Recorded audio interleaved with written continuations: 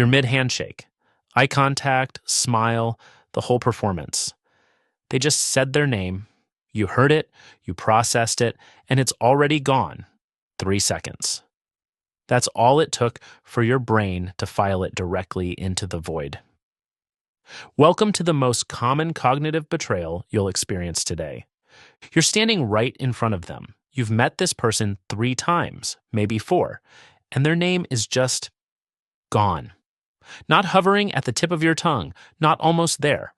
Completely, cleanly absent, like your brain never even bothered to write it down. And now you're performing, tilting your body, scanning the room, silently praying someone else says their name first or that the fire alarm goes off. If you're someone who does this constantly, not occasionally, not once in a while, but chronically, reliably, almost impressively, then welcome. Because what you're about to hear is going to change the way you think about your own mind. You are not careless, you are not rude, and you are definitely not as unintelligent as you've been quietly led to believe. There's something very specific happening in your brain, and once you see it, you'll never feel guilty about this the same way again. Society has a quick label for people who forget names: rude, self-absorbed, not paying attention. And most people who carry this trait have absorbed that story without ever questioning it. They apologize constantly, they overcompensate, they walk away from conversations replaying what went wrong. Here's what's actually going on.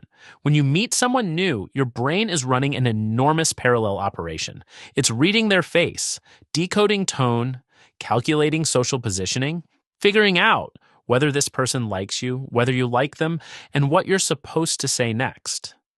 Your working memory, the short-term holding space in your prefrontal cortex, is juggling 6 things simultaneously. And into that exact moment of cognitive chaos, someone hands you a single arbitrary sound, their name. Hi, I'm Mark. Mark, okay. But Mark doesn't mean anything. It doesn't connect to a concept, an image, a feeling, or anything you already know.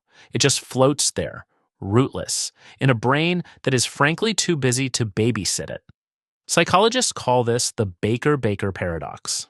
In 1987, researchers McWeeny and Ellis demonstrated that the word baker as a profession, flour, bread, early mornings, gets remembered far more easily than baker as a surname. Same sound, completely different retention, because your brain preferentially stores things that mean something, and names by their very nature mean nothing. And there's one specific mental habit that makes this 10 times worse, but we'll get to that. But here's the thing nobody talks about. Think about the last meaningful event you attended: a wedding, a funeral, even a particularly intense dinner.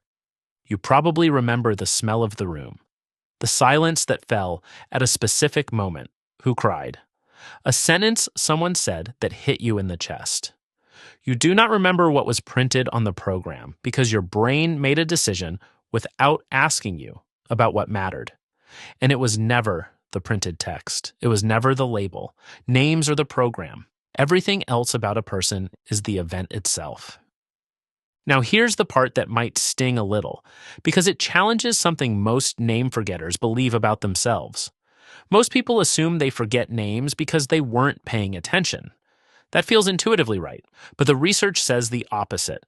A phenomenon called the next in-line effect, first documented in 1973 by psychologist Malcolm Brenner, showed that people anticipating their own turn to speak had dramatically reduced memory for what the previous person said. Not because they were checked out, because they were too checked in, too busy preparing, editing themselves, monitoring their own performance in real time. If you live with social anxiety or even just a hyperactive self-awareness, you're essentially stuck in that mode permanently. Never quite here. Always half a step ahead, which means the exact moment a name is offered to you, you're already somewhere else. And here's the kicker. That mental habit I mentioned earlier, it's this: preoccupation.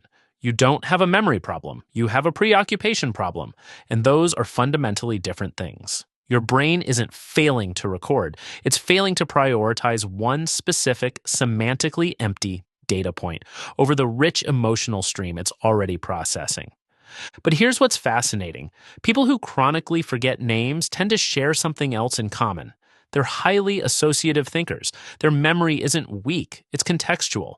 They remember stories, feelings, the look on someone's face when they said something that mattered. Ask them what someone was wearing at a party 3 years ago, and they might actually tell you. Ask them the name of the person standing next to them, blank. Because their brain was cataloging everything except the label. And let's be honest about something. There's a reason this matters beyond just awkward social moments. The people whose names get forgotten feel it. Having your name forgotten, especially repeatedly, lands like a small but pointed message. You didn't matter enough to stick. That's what it feels like. Even when it's completely wrong, that's what the brain hears. And this tension between the forgetter and the forgotten reveals something deeper about how memory actually works that most people fundamentally misunderstand. Picture this. It's a Friday evening. You're at a friend's gathering. Someone you've met twice is walking toward you with a warm smile, and your stomach drops. Not because you don't like them. You actually had a great conversation last time about their sister, about a strange opinion they had that stuck with you for days. You remember all of that. You remember the texture of who they are. You just don't remember what they're called. Now, before the comment section explodes, yes, you should still try.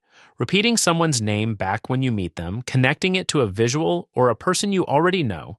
These strategies work precisely because you're doing manually what your brain refuses to do automatically. You're building the bridge between an empty sound and something that already lives in your mental landscape. And the next part is what explains so much about why people who forget names and people who take it personally sometimes can't understand each other. Here's what most people misunderstand about memory. It's not a recording. Your brain doesn't store experiences the way a hard drive stores files. It stores impressions, emotions, patterns, fragments, and it prioritizes ruthlessly. High emotion, stored, surprising, stored. Connected to something you already know, stored.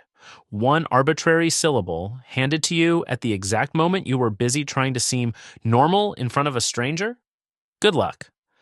But there's a harder truth beneath this. Some people don't just forget names because their brain is busy. They forget because social connection itself carries weight they can barely hold. For them, every introduction is a small performance with stakes they can't turn off. And the name, the one piece of data that would signal, I see you, I registered you, you exist to me, becomes the one thing their overloaded system drops first. Not because the person didn't matter, because everything mattered too much. So it's worth asking yourself honestly, do you forget names because your mind is simply wired to prioritize depth over labels? Or because the weight of being present with another person is heavier than you've admitted? Because one is architecture, the other is something worth paying attention to. Here's what's true. You are not absent. You are not dismissive. You are someone whose brain prioritizes differently, who gets hijacked by its own internal weather, who processes people in color and texture rather than labels. And sometimes you fail at the single least interesting thing about a person, the arbitrary sound their parents assigned them before they'd done a single thing worth remembering. The name was always the least of it. You don't have a bad memory. You have a deep one. It just files people under who they are, not what they're called. What you remember about people, the real stuff, the texture of who they are, the thing they said that you carried home with you, that's still there. That's been there the whole time. And that kind of memory, the kind that holds meaning over labels and feeling over data, that's not a flaw in the system. That's the system working exactly the way it was designed to, just not the way the world rewards. Here's a quick self-test you can keep. Next time you forget someone's name, ask yourself what you do remember about them. If the answer is rich, if you remember their energy, their story, their strange little opinions, then your memory isn't broken. The name is the label on the jar. You're the person who remembers what's inside.